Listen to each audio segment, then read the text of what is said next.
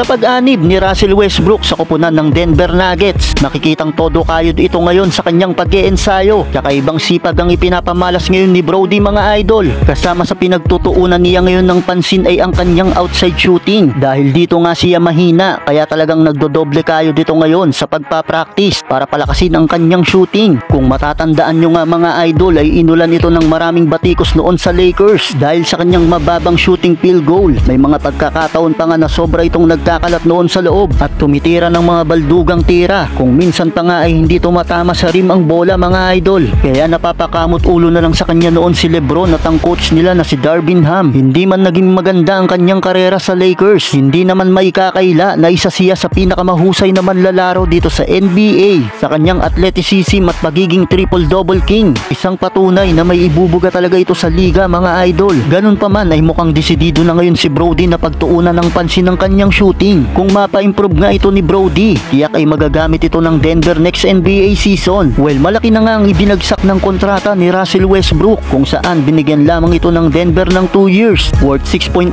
million contract. 35 anyos na itong si Brody mga idol, pero ganun pa rin naman ang kanyang galawan at hindi naman nawala ang kanyang pagiging athleticism. Well, ang malaking katanungan lang dito ay maibibigay kaya ni Westbrook ang inaasahang tulong nila Jokic at Murray upang makabalik sa pagiging top contender sa West ang Denver Nuggets next NBA season. Well, ano ang masasabi nyo dito?